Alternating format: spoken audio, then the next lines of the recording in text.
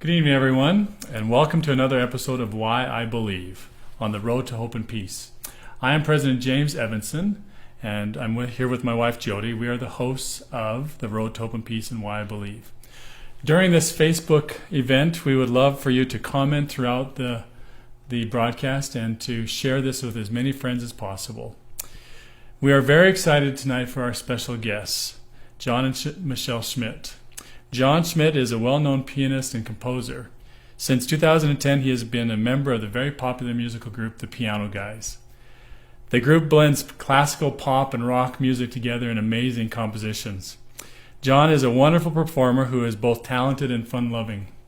He has even been known to play the piano upside down, which hopefully we'll get a chance to see him do that maybe tonight. Jon and Michelle have 5 children. In October of 2016, they lost their 21-year-old daughter in a hiking accident. Their story of searching for their daughter and dealing with that tragedy became a national story of hope and peace that has resonated and helped so many to know that they can always have faith even in tragedies such as that. We are very grateful for their willingness to share their stories with us as to why they believe, and we look forward to hearing from them. Jon and Michelle, we'll turn the time over to you. Thank you so much. We are honored to be able to meet with you today. And Michelle, maybe you could start with why you believe, and then I could share why I believe. That'd be a good intro. Or should we play upside down? What should we do first? What would you like us to do first? Well, maybe we should have you play upside down. Let's do that. Let's get that out of the way. That would be fun. Okay. Thanks for asking, by the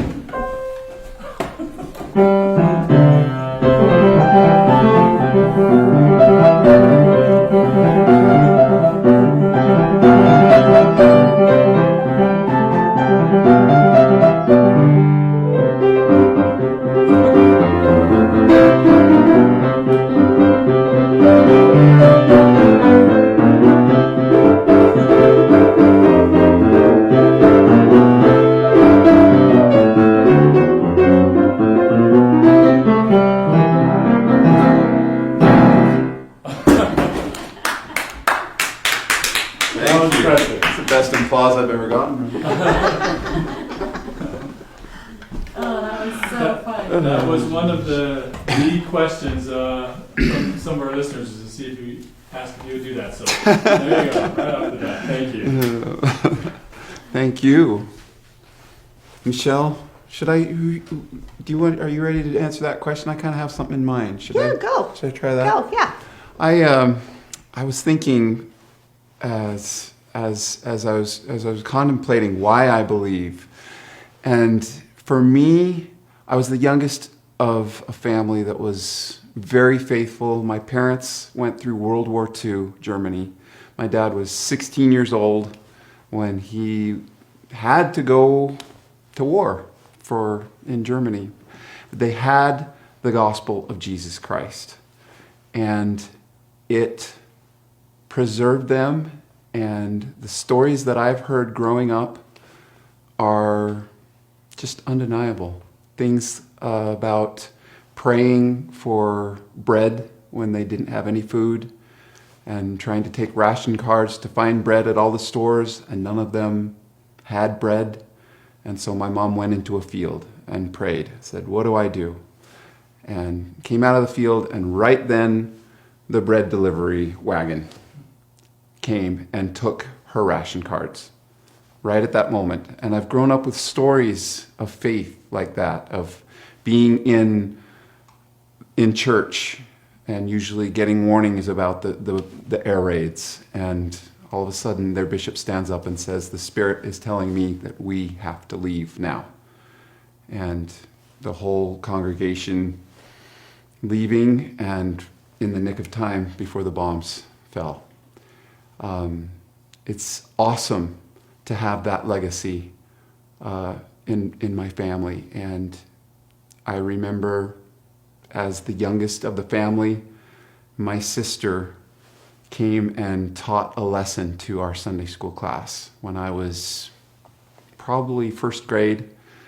And she told the story of Jesus when he was on the waters and walked on the waters. And she tied it in with a hymn called Master, the Tempest is Raging. And she played the hymn.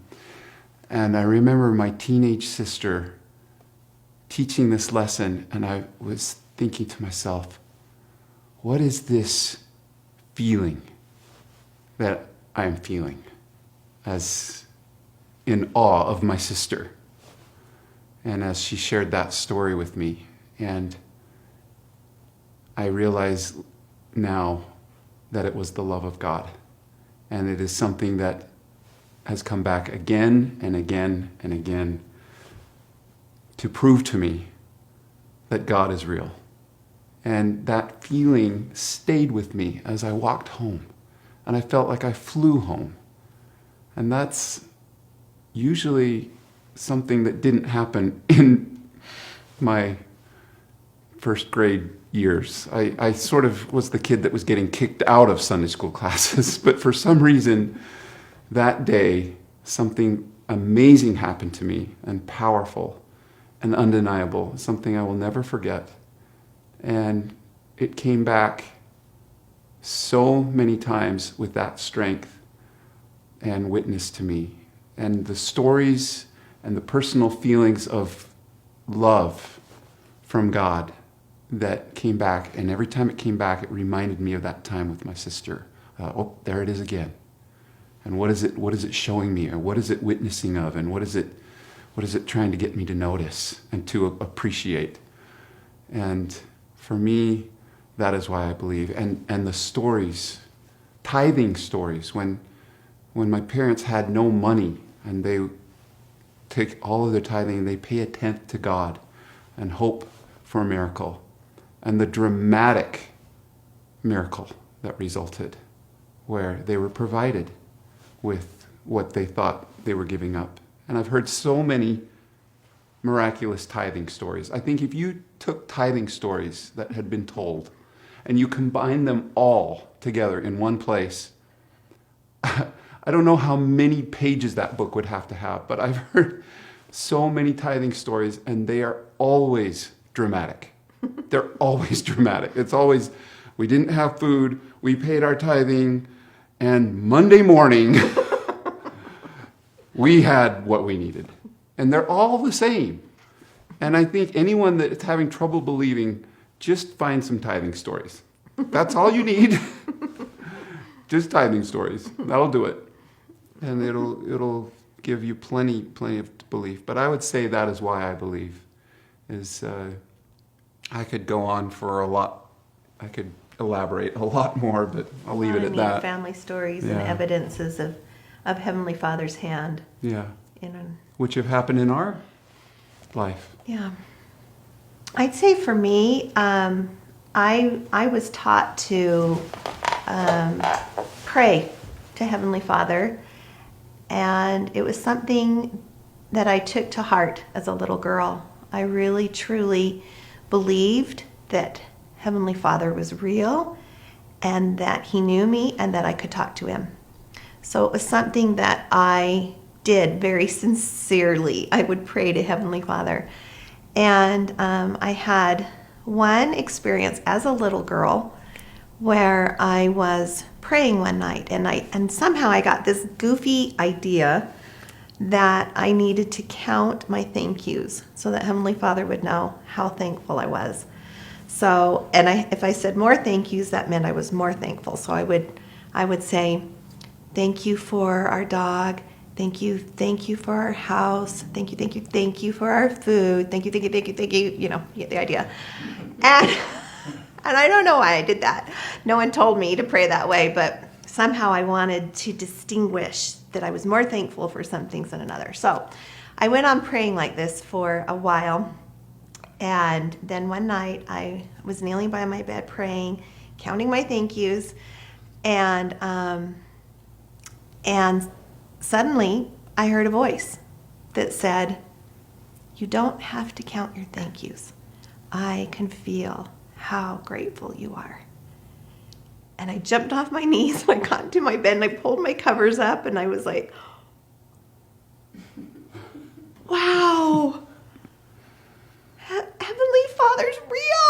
Like, I believed it was real, and that's why I was talking to him, and he's really real. He's really, really real. And that to me was such a powerful witness that he hears and answers our prayers. And that has been something that I've been able to hang on to throughout my life. And he hasn't told me that or things like that, or I've heard him speak to me in that way, but I have heard him in other ways. I've had impressions, and I've had answers to prayers, and they are real because he is real, and he hears us and knows us and loves us. And sometimes the answers don't come in the way we want or in the time that we want, but he hears us, and he loves us, and he eventually guides us in a way that is for our best good. That is something I believe with all of my heart. I love that. Thank you. Can you tell us a little bit about how you met and got started in your music career? You're the best at telling that one, Shell. All I can say is I met Michelle at a time. I had come back from serving a mission, 2-year mission.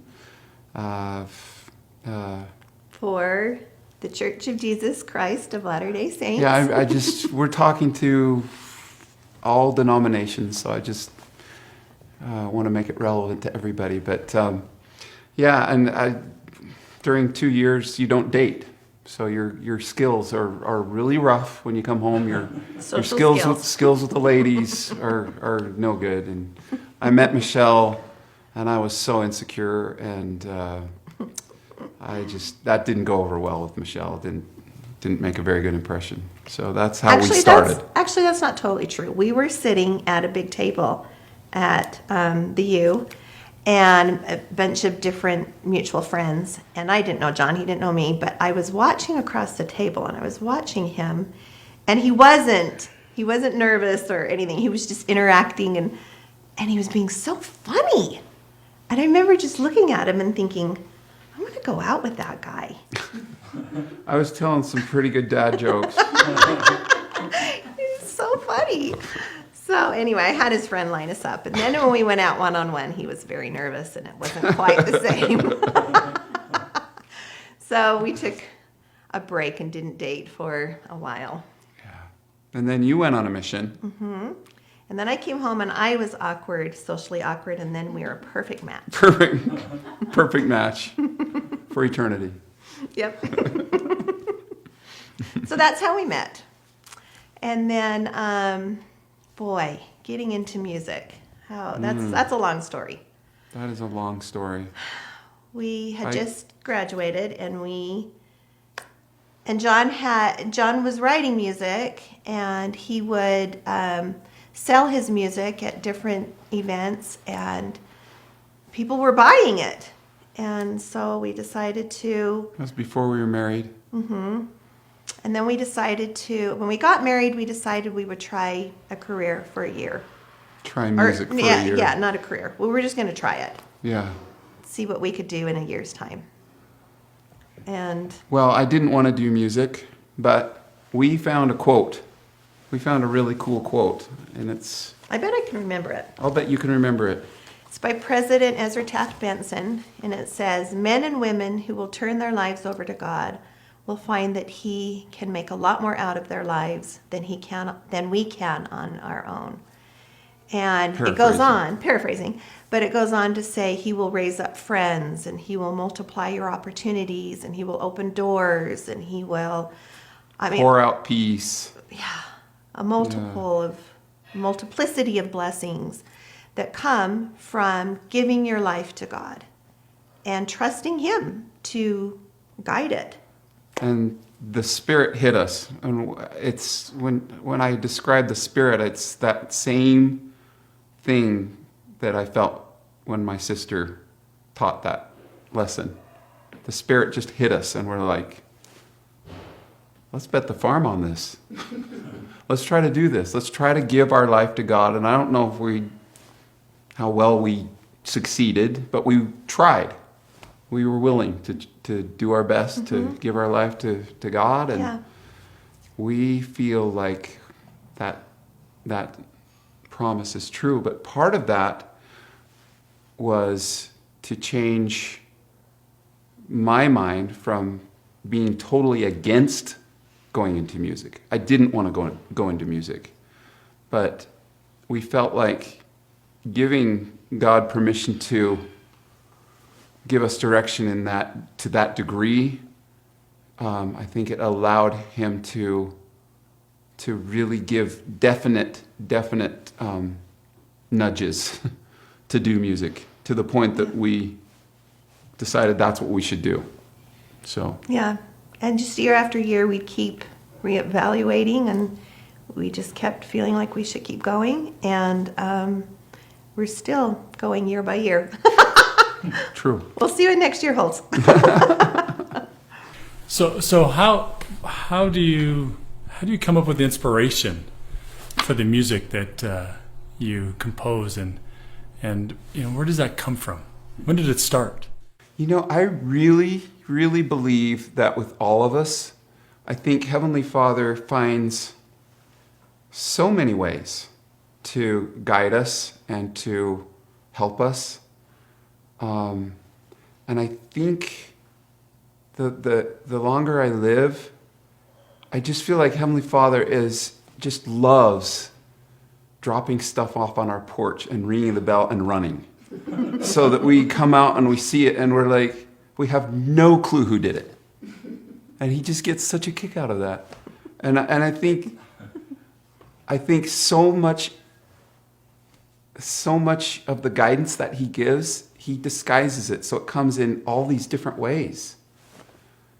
And so that, I don't know, just because he likes being anonymous. Sometimes he likes to let us know that it's from him.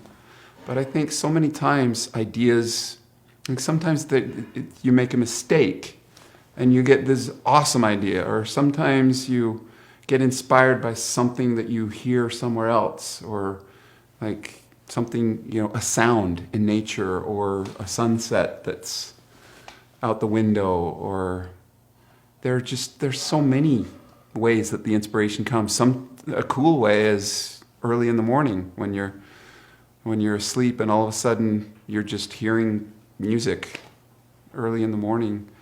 I was really inspired by a book that I read that was written by a LDS artist named Minerva Teichert.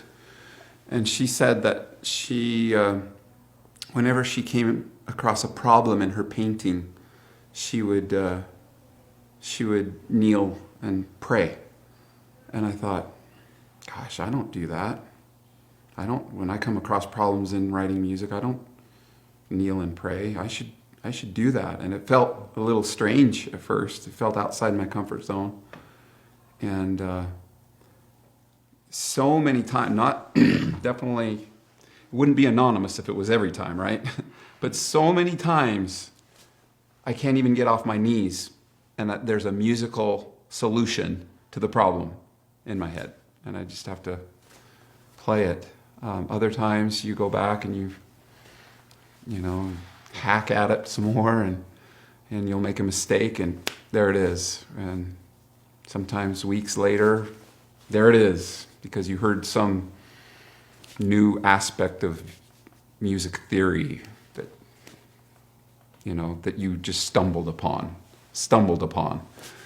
I really believe that when we get to the other side and we look back at our lives, we'll just see that Heavenly Father was just always doing stuff. And we'll be blown away. I think if he let us know everything he was doing for us, the test wouldn't be a test. It just would be, I think it would be almost like he would be acting upon us. He would be forcing himself upon us.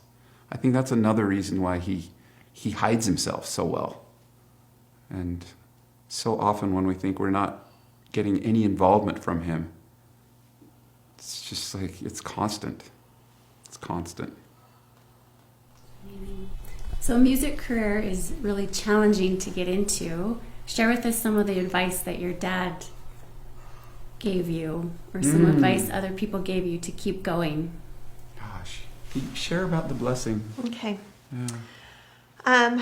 There was a I time. love the way Michelle tells the story. There was a time early on in their career when we were feeling really discouraged and feeling like we weren't making ends meet, and we had no idea if we were chasing a pipe dream and if we should become realistic and get a real job. And Well, it's weird how spiritual witnesses, they don't stick. We had many spiritual witnesses, It's but true. they fade. Yeah. And you have to stay current with those. You have to keep Yeah, getting, it's a good point. I don't know. Yeah, so we were needing another witness that we should keep going. This is what we should keep doing. And we had decided that we would ask for a father's priesthood blessing from John's dad. And we fasted together, and John's dad is this cute little German guy. He's barely 5 feet. And I just got to quickly tell you about my dad. When he was serving his mission after the war-torn in Germany, he was given the assignment to find people that were lost from, members that couldn't be located. because people had scattered all throughout the war. And so he was supposed to just go find people and put churches back together. That was his mission. And so he had been trying to find this particular family and done everything he could to try to find them, and he just went to Heavenly Father. And this is one of the stories that just made such an impact on me. It's such evidence that just you cannot argue with this story I'm about to tell. He said, Heavenly Father, I've tried everything. You're the only way I'm going to find this person is if you tell me what train to take today. Well, he didn't even know that. He just said, guide me. Yeah, so Guide he just felt like he should go down to the train station, felt like he should take such and such a train, felt like he should get off at such and such a stop, felt like he should take such and such a bus, felt like he should get off on such and such a stop, asked the first person he saw if they knew where the Dietrich family lives. And they said, oh yeah, they live 3 houses down. I know that my dad was not lying when he told us that story. I know that. And that is evidence. Those are the types of evidences, and that's the kind of dad I was blessed, and my mom and dad. Yeah. So we asked for this dad to give a priesthood blessing, and we fasted and petitioned the Lord for help and guidance to know if we should continue to do music. And his dad began blessing John, and at this time it was before we had computers, it was before we had cell phones, it was before the internet, and he started blessing John, just nice normal dad blessing, and then all of a sudden he pauses and he says, John, your music is needed in this world. Your music is needed in Japan and in South America. And your music will go to Germany, and it's going to go throughout the world. So Heavenly Father wants you to continue on. And at the end of that blessing, we all just sat and we looked at each other and we were just like, okay, we don't have a clue how that's going to happen. Does everybody realize I just play the piano? People don't really care about the piano. And he wouldn't have any reason to make that up. He just said, that blessing was not from me. That was from Heavenly Father. Weren't we thankful for the power of the priesthood? Yes. And that my dad had the priesthood. It was awesome. So when did that translate into the piano guys? How did that come about? It's just, we can see the hand, all the piano guys feel like we can see the hand of the Lord. And the thing that's so neat is that I feel like it's 4 guys that all have bet their farm on that Ezra Taft Benson quote. And just like that is what we are trusting in, and it's just such a joy to have that be kind of a shared thing, and to be united, to feel that unity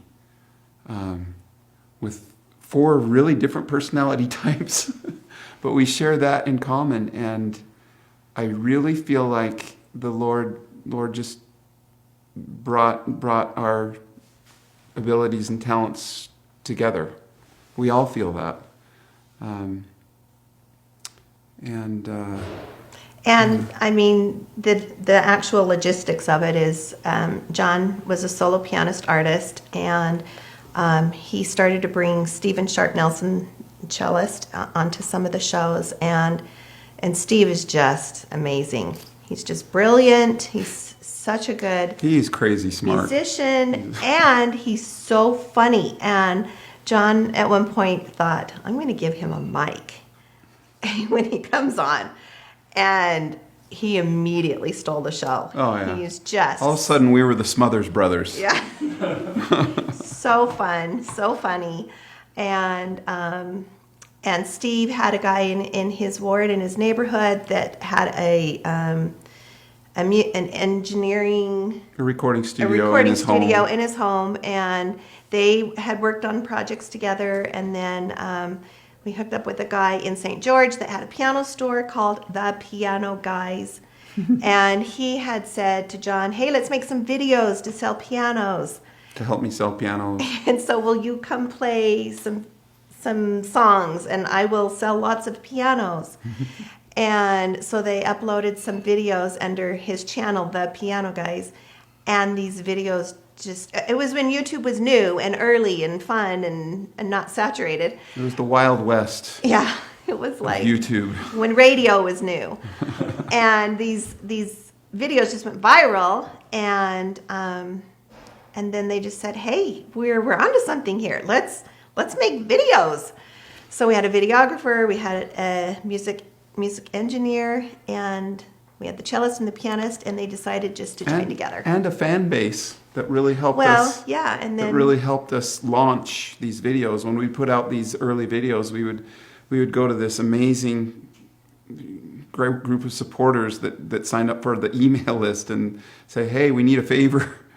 Could you share this with everybody in those days, on your email address book? Because it was before the days of Facebook. And... it helped the videos to spread. They went to bat for us, and then pretty soon it was 2nd and 3rd generation sharing, and pretty soon people were emailing from all over the world, and it was just really such a blessing. Would you mind sharing with us about your daughter and how you found hope and peace through that tragedy and her story? Yeah, you bet. She was up in Oregon and living up there, working, and I had plans to go up and go camping with her for a weekend, and I flew in to Oregon, and she didn't answer the phone, and I thought, okay, I'll just rent a car, and go to her house and her apartment where she was, and knocked on the door, and her roommate answered, and she said, oh, I thought you guys had already gone. Annie's been gone since Sunday. And at that point, we realized she's missing. So an official search and rescue was planned to find her, and Jon came up, and our son came up, and so many people in our community came up to help. But the first day of the search, I found myself driving up to base camp by myself. And as I was driving up, I'd never been there, and I was looking out at this beautiful, the mountains and the river on the Columbia Gorge, and I was just overcome with the beauty of it. And I said, oh, Annie, I can see why you wanted me to see this. And she said, I know, Mom. I knew you'd love it. And as I'm driving by myself, I'm thinking, oh, you just talked to me. And so that means you're in the spirit world. You can talk to me and you're okay. You're not suffering, you're not hurt, and you're happy. You're so happy that I am enjoying this place you loved so much. And we were so thankful for that knowledge That was of the spirit world. Huge blessing. It was a huge blessing. So as it took about a month to actually find her body over that period of time, I had this underlying help to know that she was okay. Now, having said that, like we had talked about before, it's hard to really retain spiritual impressions and not lose that or discredit it or discount it. And Part of the test. yeah. Things fade. So it didn't take away the sorrow or the struggle of the experience, but it was such a beautiful assurance that Heavenly Father enabled me to have that interaction with her in the spirit world, that I wasn't worried that she was suffering. That for my mama heart was huge, huge. So Heavenly Father really helped us. He really sustained us through that experience. He didn't answer our prayers the way we wanted. But We wanted to in find her. retrospect, it was for a reason. We see Yeah. lots of reasons why those prayers weren't answered. And He has brought some beautiful things into our lives and out of that experience. But He was answering our prayers, and He was hearing our cries as we went through that experience. And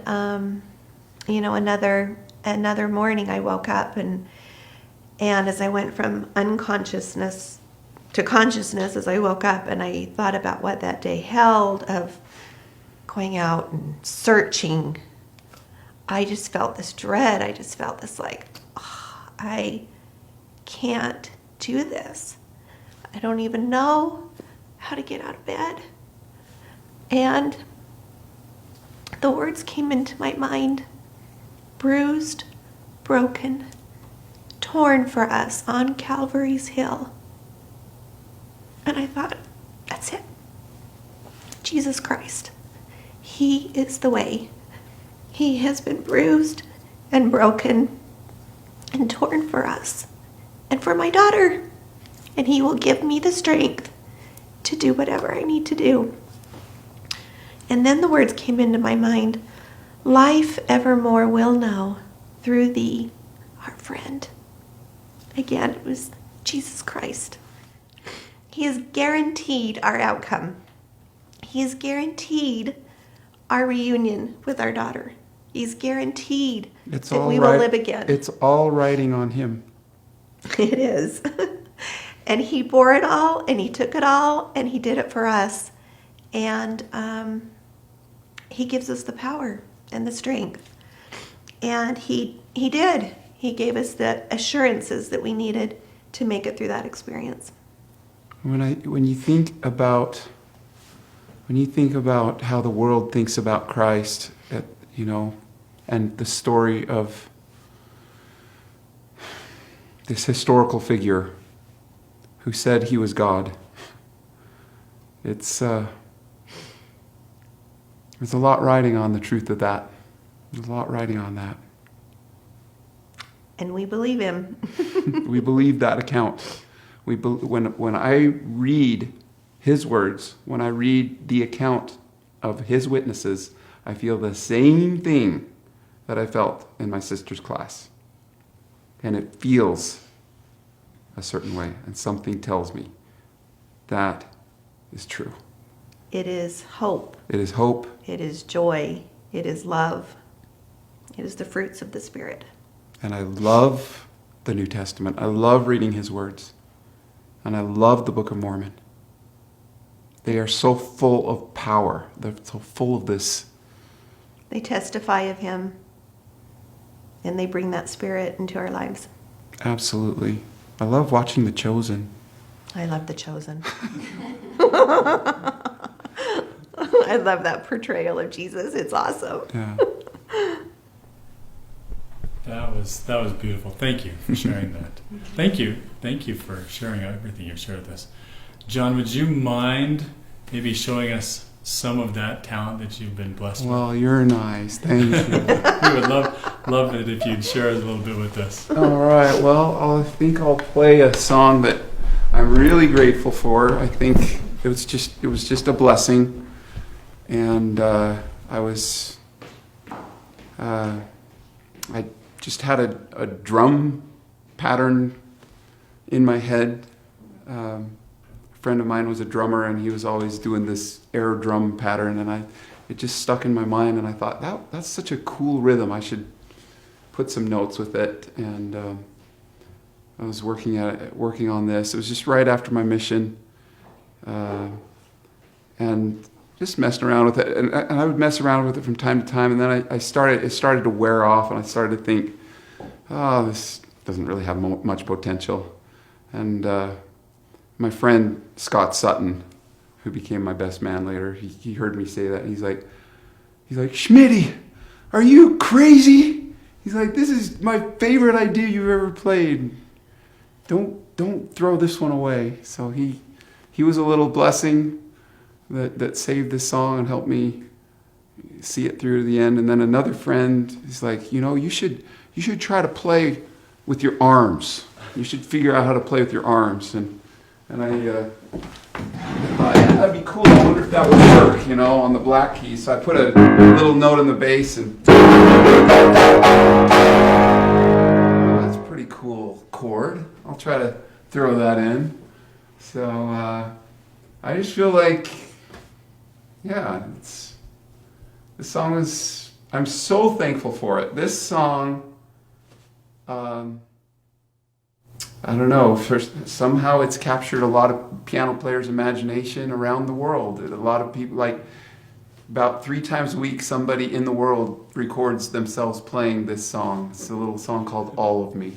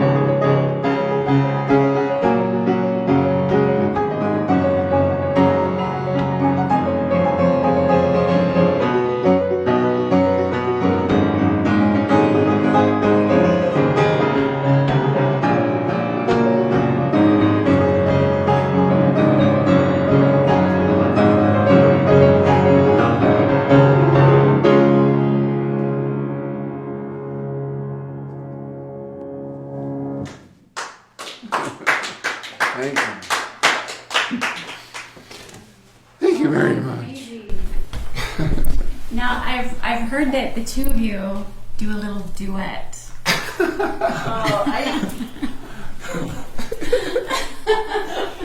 We haven't practiced it for a long time. No, we haven't. So if nobody minds a train wreck, let's try it. Okay. Let's see how far we get. Yay. People don't care. Okay. All right.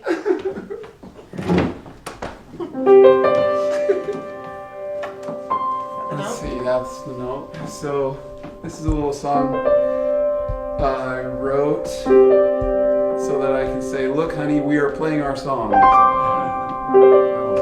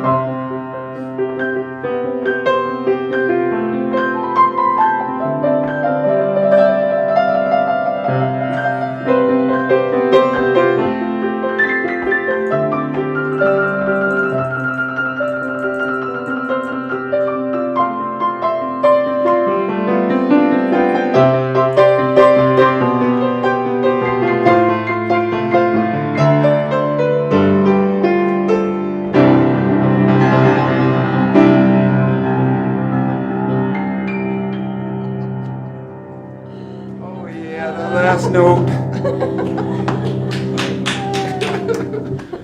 Oh yeah.